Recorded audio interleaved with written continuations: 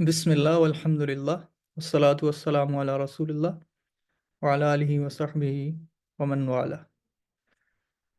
اچھا، پچھلے سیشن میں ہم نے سیدنا عمر کی جو ٹریٹی تھی پیٹریارک سیفرونیس کے ساتھ، وہاں تک ہم نے دیکھا تھا، اور وہ انشاءاللہ یوٹیوب پر بھی آپ کو اویلیبل ہوگی۔ آج ہم اس سے آگے چل رہے ہیں، اور پہلا ہمارا جو سیمینل کورسپونڈنس ہے، حسین میکمین کورسپونڈنس، اس کو دیکھ رہے ہیں۔ حسین میکمین کورسپونڈنس 1915 اور 16 کے درمیان سر ہنری میکمین، جو کہ برٹش ہائی کمشنر تھے کائرو میں، ایجپٹ میں، ان کے اور شریف حسین جو کہ رولر تھے مکہ کے، ان کے درمیان خط و کتابت ہوئی، ان کے درمیان لیٹرز ایکسچینج کیے گئے، جن کو ہم حسین میکمین کورسپونڈنس کے طور پہ کے نام سے جانتے ہیں۔ تو آج ہم یہ دیکھیں گے کہ اس حسین میکمین کورسپونڈنس کی جو ورتھ ہے انٹرنیشنل لاء کے اندر ہسٹورینز کی نظر میں، وہ کیا ہے۔ آیا اس میں جو فریقین تھے، اور ویسے تو فریقین کون تھے؟ سب سے پہلی بات کہ ایک طرف تاج برطانیہ ہے، دوسری طرف عرب رولرز ہیں جو کہ عثمانیوں کے جو کہ عثمانیوں کے انڈر آتے ہیں، عثمانیوں کے رول کے اندر آتے ہیں، وہ عرب ہے، اور تاج برطانیہ ہے، اور وہ فیصلہ کس بارے میں کر رہے ہیں۔ ہم نے پہلی تو یہ چیز دیکھنی ہے۔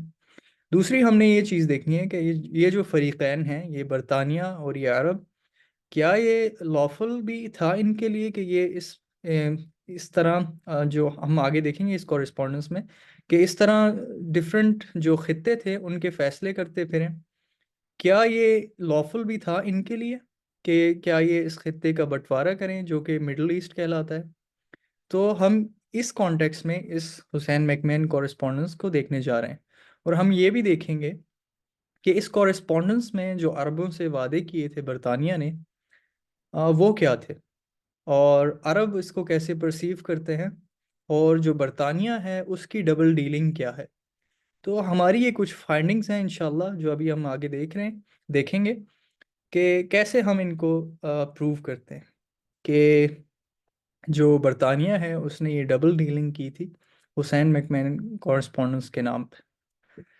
تو جیسا کہ میں نے آپ کو بتایا، 1915 اور 16 کے درمیان یہ sir Arthur Henry McMahon, British high commissioner Cairo میں، اور شریف حسین کے درمیان 5 خطوط کی خط و کتابت ہوئی، اور اس خط و کتابت کا جو انفلوئنس ہے وہ انٹرنیشنل ریلیشنز میں، مڈل ایسٹ کے انٹرنیشنل ریلیشنز میں آج تک ہے۔ 1916 سے یہ کلیئر ہو گیا تھا کہ جو فلسطین کا جو ایشو ہے وہ ایک اسینشل، جو ایک بنیادی حیثیت رکھتا ہے ان خطوط کی انٹرپریٹیشن میں۔ اس وقت سے لے کر جو فلسطین کا سوال ہے، یہ ایک بنیادی مسئلہ رہا ہے ہسٹوریوگرافی میں بھی، جو ہسٹری کا نالج ہے اس کے اندر بھی یہ بہت مسئلہ کھڑا کرتا رہا ہے۔ اور جیسا کہ یہ ڈفرینٹ جو پولیٹیشنز ہیں ہمارے، ان کے میموائرز میں، جو ان کے جو آٹو بایوگرافیز تھیں، ان میں بھی پایا جاتا ہے، اور جو ڈفرینٹ سرویز کیے جاتے ہیں ان میں بھی یہ پایا جاتا ہے کہ یہ جو میکمینز کے لیٹرز، میکمین حسین کورسپونڈنس تھی، یہ جو لیٹرز تھے، ان کی جو انفلوئنس تھا وہ انٹرنیشنل ریلیشنز پہ بہت زیادہ پڑا۔ اور جیسے کہ ہم آگے دیکھیں گے، ان لیٹرز کی جو انفلوئنس تھا وہ آگے آنے والے سائکس پیکو ایگریمنٹ پہ بھی پڑا، اسی طرح بالفور ڈیکلیریشن پہ بھی پڑا۔ تو ہم یہ بھی دیکھیں گے۔ تو اچھا، آپ کو یہ پتہ ہونا چاہیے کہ میں یہ جو ہے حسین میکمین کورسپونڈنس کے اوپر یہ کہاں سے لے رہا ہوں، یہ اقتباس میں کہاں سے لے رہا ہوں؟ تو یہ ایک پیپر ہے ڈیمیٹری شیولیوف، یہ بیلاروشین ایک آتھر ہیں، ہسٹورین ہیں، reverting to the McMahon Hussein correspondence interpretations of McMahon's promises in historiography and the Anglo Arab diplomatic match in the middle east 1915 to 1939۔ Dmitry Shevelev, Belarus کے یہ آتھر۔ یہاں سے میں یہ اقتباس آپ کے سامنے اس کو اینالائز کر رہا ہوں، اور ہم دیکھتے ہیں کہ یہ کیا کہتے ہیں۔ تو یہ شیویلیوف صاحب فرماتے ہیں کہ جو عربز ہیں، جو عرب لوگ ہیں، وہ اس کورسپونڈنس کو، اس خط و کتابت کو ایک ٹرمپ کارڈ کے طور پہ دیکھتے ہیں، کہ جو ان کو مدد فراہم کرے گی فلسطین کے اوپر ان کی ملکیت کے کیس کو اسٹرانگ کرنے کے لیے۔ اور اس کیس میں جو برٹش ہیں ان کو خود کو ڈیفینڈ کرنا پڑے گا۔ Excuse me.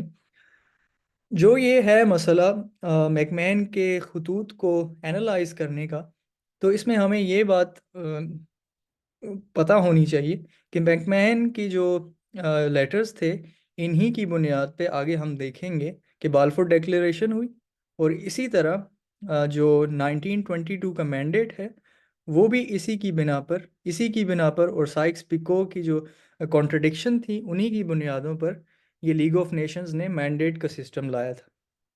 اور عربس کے لیے جو ڈی راس ہیں، یو ایس کے جو انوائے ہیں مڈل ایسٹ میں رہ چکے ہیں 1988 سے لے کے 2000 تک، وہ کہتے ہیں کہ عربوں کے لیے شریف حسین کا جو موٹو تھا، جو ان کا بیان تھا، جو ان کا نیریٹو تھا، جو ان کا بیانیہ تھا، وہ بالکل روز روشن کی طرح آیا تھا۔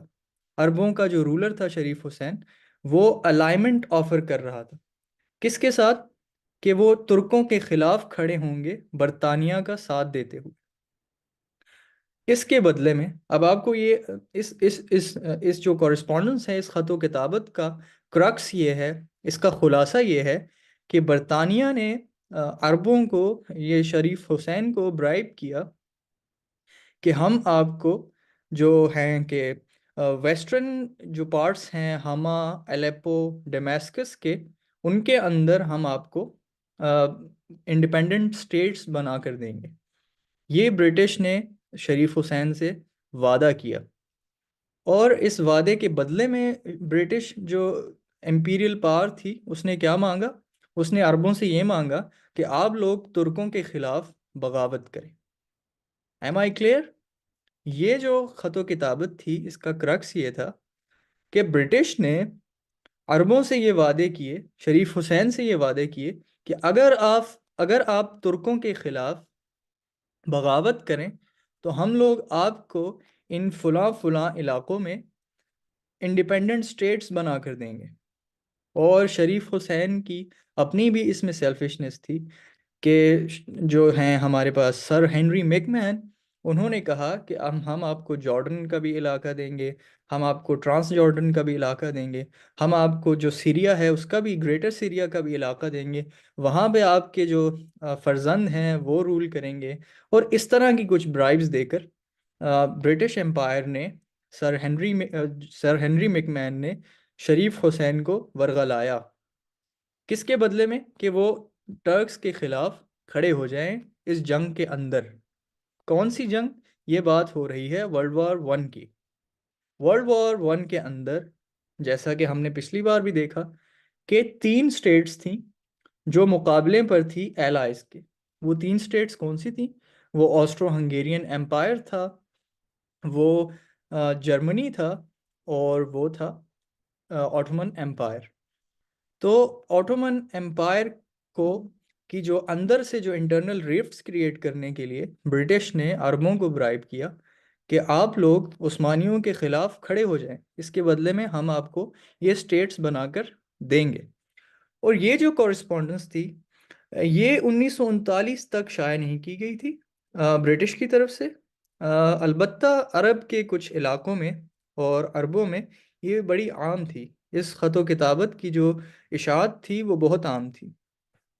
اسی طرح یہ آگے چل کر زیمیٹری شیویلیو فرماتے ہیں کہ جو لارڈ کچنر تھے، جو کہ برٹش وار کیبنٹ کے ایک بہت امپورٹنٹ ممبر تھے، اور وہ آج اگر دیکھا جائے تو ان کو ایک وار کرمنل بھی کہا جا سکتا ہے، کیونکہ وہ جو امپیریل ٹروپس تھے ان کو گیلونائز کیا کرتے تھے۔ جہاں بھی برٹش امپائر کی جو انٹرپرائز تھی وہ اپنے جو ہے خون آلود جو پنجے ہیں وہ گاڑتی تھی، تو سب سے پہلے جس آدمی کا نام لیا جاتا تھا وہ لارڈ ایچ کچنر تھا۔ اور اگر آپ کو میڈیا سے تھوڑا اگر شغف ہو یا آپ کو انٹرسٹ ہو جرنلزم میں یا میڈیا میں، تو اس وقت میں ایک جو ایڈورٹائزمنٹ تھی وہ بہت مشہور ہوئی تھی جس کے اوپر لارڈ ایچ کچنر کی تصویر تھی، اور اس میں ٹروپس کو، یہ جو برطانوی جو سولجرز تھے، جوان تھے، ان کو یعنی ایک طرح کی موٹیویشن دینے کے لیے کہ کل کو آپ بھی اگر آپ ورلڈ وار 1 کے اندر اچھی طرح پارٹیسپیٹ کریں تو کل کو آپ بھی لارڈ ایچ ایچ کچنر جیسے آپ بن سکتے ہیں۔ تو یہ ایک ہیروئک فگر تھا اس وقت کا، لیکن اگر آج دیکھا جائے تو وہ صاحب ایک وار کرمنل تھے، اس میں کوئی ڈاؤٹ نہیں۔ تو آگے چل کر ڈیمیٹری شیویلیوف صاحب فرماتے ہیں کہ جو کورسپونڈنس تھی، اس نے جو سچویشن تھی، جو جنگ کے اندر، جو جو جنگی صورتحال میں جو مڈل ایسٹ کے اندر سچویشن تھی ورلڈ وار 1 کی، اس کو بہت طرح سے انفلوئنس کیا۔ جو شریف حسین تھے، وہ جو تھے انہوں نے اپنے کافی جو ان کے آس پاس کے لوگ تھے، جو آس پاس کی اسٹیٹس کو اس وقت آٹومنز کی یعنی سربراہی میں کہہ لیں کہ وہ رول کیا کرتے تھے، ان کے ساتھ جو شریف حسین کے جو تعلقات تھے وہ سیویئر ہونے لگے۔ اور اس نے ابن سعود آف نجد جو تھے ان کے بھی یعنی ان کے ساتھ بھی ان کی نیگوشیشنز جو ایک معاملے میں چل رہی تھیں وہ بھی رک گئیں۔ تو شریف حسین کو اپنے آس پاس کے لوگوں سے ایک طرح کی یعنی بدگمانی کا سامنا کرنا پڑا اس کورسپونڈنس کی وجہ سے۔ اور واقعی اگر دیکھا جائے تو یہ ایک طرح کی مطلب کہ ایک طرح کی ایسی بغاوت تھی جو کہ بالآخر فساد کے طور پر ابھرے گی، اور یہ آگے تاریخ نے دیکھا بھی ہے کہ اس کا نتیجہ پھر فساد کی صورت میں ہی نکلا۔ جیسے کہ اس کے بعد جو سعود کا خاندان تھا، آل سعود تھا، اس نے ان کے اوپر حملہ کیا، اور وہ جو باقی ہسٹری ہے وہ انشاءاللہ پھر آپ دیکھ لیں، آپ نوٹ کر لیں کہ یہ سعودی عربیہ کی ہسٹری کیا ہے، اس کے پرسپیکٹیو میں آپ جو یہ پارٹ ہے شریف حسین کی زندگی کا اس کو بھی دیکھ سکتے ہیں۔ تو خیر اس پیپر میں ہم سب کچھ، تو جو اقتباس میں نے آپ سے شیئر کیا اس میں ہم سب کچھ تو نہیں دیکھ سکتے، لیکن جیسا کہ میں نے آپ کو بتایا کہ اس کا جو کرکس تھا وہ یہ تھا کہ برطانوی جو امپائر تھی اس نے عربوں سے یہ وعدے کیے کہ ہم آپ کو کچھ علاقوں میں یعنی انڈیپینڈنٹ اسٹیٹس بنا کر دیں گے، اور اس کے بدلے میں آپ کو کیا کرنا ہوگا کہ اس کے بدلے میں آپ کو عثمانیوں کے ساتھ بغاوت کرنی پڑے گی، اور عثمانیوں کو کمزور کرنا پڑے گا تاکہ ہم اس جو جنگ عظیم اول ہے اس میں ہم جیت پائیں۔ تو یہ ایک رقص ہے اس جو کورسپونڈنس ہے اس کا۔ اور اب میں چاہتا ہوں، ایکسکیوز می اچھا ایک اور امپورٹنٹ بات وہ یہ ہے کہ جو برطانیہ ہے اس نے مطلب وہ جب مینڈیٹ اس نے حاصل کیا، جیسے کہ آگے ہم دیکھیں گے، وہ اسی کا شاخسانہ تھا۔ یہیں سے حسین میکمہن کورسپونڈنس سے ہی یہ برطانویوں کے اندر یہ شعور پیدا ہوا کہ ہم ان عربوں کو، عثمانیوں کو آپس میں ان کی رفٹس کریٹ کر کے ہم اس علاقے کو فیوچر میں خود سے رول کر سکتے ہیں، یعنی کہ ڈیوائڈ اینڈ رول، جیسا کہ میں نے پچھلے سیشن میں بھی بتایا، it was their motto, it was the motto of colonial powers, کہ وہ لوگوں کو ڈیوائڈ کرتے تھے اور پھر یعنی ڈیوائڈ کیا اور ان کو رول کیا۔ تو یہ ان کی پالیسی تھی۔ تو اب ہم یہ دیکھتے ہیں کہ جو ڈفرینٹ ہسٹورینز ہیں وہ اس کورسپونڈنس کے بارے میں کیا کہتے ہیں۔ تو یہ میں آپ کو ڈیوڈ فرامکن صاحب ہیں، ایک historian, very prominent historian, David Fromkin کی کتاب ہے A Peace to End All Peace: The Fall of the Ottoman Empire and the Creation of the Modern Middle East۔ یہ 1989 میں یہ شائع ہوئی، 1989 میں یہ شائع ہوئی۔ اس میں یہ ڈیوڈ فرامکن صاحب فرماتے ہیں کہ یہ جو کورسپونڈنس تھی، ایکچولی آئی شوڈ کوٹ ہم ڈائریکٹلی اور پھر مجھے ان کا ترجمہ یا خلاصہ کرنا چاہیے۔ تو وہ فرماتے ہیں The significance of the Aleppo, Homs, Hama, Damascus demand has been bitterly debated ever since. For decades afterward, partisans of an Arab Palestine argued that if these four geographical terms were properly understood, British Cairo had promised that Palestine would be Arab, while partisans of a Jewish Palestine argued the reverse. In a sense, the debate was pointless, as will be seen when the time came to make pledges. McMahon deliberately used phrases so devious as to commit himself to nothing at all. تو David فرامکن صاحب یہ فرماتے ہیں کہ یہ جو علاقے تھے جن کی ڈیمانڈ کی گئی تھی یعنی برٹش نے جن کا وعدہ کیا تھا اور عربوں نے جن علاقوں کی ڈیمانڈ کی تھی کہ ان علاقوں میں ہمیں آپ انڈیپینڈنٹ اسٹیٹس بنا کر دیں، اس کے بارے میں بہت ڈیبیٹ کیا گیا ہے. یعنی یہ معاملہ مختلف ہی ہے، یعنی اس کے اوپر اختلاف موجود ہے. اور دہائیوں سے یہ دیکھا جا رہا ہے کہ عرب کے جو فلسطین کے عرب ہیں، یا جو اس بات سے اتفاق کرتے ہیں کہ فلسطین جو ہے عربوں کا ہے، وہ یہ آرگیو کرتے ہیں کہ اگر ان علاقوں کو اچھی طرح سمجھا جائے، یعنی ان کی ٹیریٹریز کو اچھی طرح سمجھا جائے، تو اس سے یہ ثابت ہوتا ہے کہ جو برٹش کائرو تھا، یعنی جو برطانوی جو فورسز تھیں جو کائرو کے اندر موجود تھیں، برٹش کائرو نے یہ پرومنس کیا تھا کہ فلسطین جو ہے وہ عرب ہوگا. یعنی اگر عربوں کے نزدیک جو علاقے ہیں الیپو کے، ہمس کے، ہما کے، دمشق کے، ان کی ڈیمانڈ جو تھی، اگر ان کو یعنی شروع سے ہی ان کے عربوں کے اندر یہ بات کلیئر تھی کہ اس ڈیمانڈ سے فلسطین کا علاقہ بھی ان کی ملکیت میں آتا ہے. یہ ان کے اندر شروع سے ہی یہ بات ہمیں ہسٹری میں پائی جاتی ہے. یعنی یہ بات ان کو انڈرسٹوڈ تھی کہ فلسطین کا علاقہ بھی انہی علاقوں میں آتا ہے جو کہ جس کی ہم نے برٹش سے ڈیمانڈ کی ہے، اور جس کی ڈیمانڈ جس کا وعدہ برٹش نے ہم سے کیا ہے. اور دوسری طرف جو کہ یہودی فلسطین کے یعنی اس سے اتفاق رکھنے والے ہیں، وہ اس کے اپوزٹ یعنی آرگیو کرتے ہیں. اور ڈیوڈ فرامکن صاحب بتاتے ہیں کہ یہ جو ڈیبیٹ ہے، یہ جو بحث ہے، وہ پوائنٹلیس ہے، یعنی اس کا کوئی نتیجہ نہیں. کیونکہ دیکھا جائے گا کہ جب وقت آیا، جیسے کہ دیکھا گیا ہے کہ جب وقت آیا ان وعدوں کو پورا کرنے کا، تو میکمین صاحب جو تھے جنہوں نے یہ وعدے کیے تھے، انہوں نے جو فریزز یوز کیے تھے، یعنی جو زبان استعمال کی تھی، وہ اس قدر ڈیویس تھی، یعنی اس قدر وہ ایمبیگوس تھی، یعنی زو مانی تھی کہ اس سے یہ مطلب بھی لیا جا سکتا ہے، اس سے دوسرا مطلب بھی لیا جا سکتا ہے. تو وہ ایسی تھی کہ جیسے انہوں نے کسی بات کا وعدہ کیا ہی نہیں. تو یہ ایک اور چالاکی کا آپ کو پتہ چلتا ہے. اور آپ کو یہ بات بھی کلیئر ہونی چاہیے کہ عربوں کو جو خطوط ملا کرتے تھے، وہ ٹرانسلیٹ ہو کر نہیں ملتے تھے. یعنی وہ انگلش میں ہی وہ خطوط پڑھا کرتے تھے اور خود اس کی ٹرانسلیشن کیا کرتے تھے. تو آپ کو یہ بھی معلوم ہونا چاہیے کہ یہ اس کے اندر برطانوی جو ذہن تھا، اس کی یہ چالاکی تھی کہ اس نے اس کے اندر ایسے الفاظ یوز کیے، ایسے یعنی فقرے استعمال کیے جو زومانی بھی ہو سکتے ہیں، جن کا کوئی اور مطلب بھی نکالا جا سکتا ہے، جن سے کوئی جو ہے جو شیطنیت ہے اس کو بھی یعنی ان کی یعنی ابھار ملتا ہے. تو یہ بات بھی ڈیوڈ فرامکن صاحب فرماتے ہیں کہ جب وقت آیا ان وعدوں کو پورا کرنے کا، تو میکمین صاحب نے فکرے ہی ایسے استعمال کیے جو کہ زومانی بھی ہو سکتے ہیں. اس کے اندر جو ایک اور ریفرنس میں آپ کے سامنے رکھنا چاہتا ہوں، وہ نورا عراقات کی کتاب ہے، justice for some, law and the question of Palestine. Justice for some, law and the question of Palestine, یہ 2019 میں شائع ہوئی. وہ فرماتی ہیں کہ although the correspondence was carried out secretly and ended abruptly, the Arabs joined the Allied side against the Ottomans on the grounds of their understanding of its contents. Britain provided them with material and logistic support.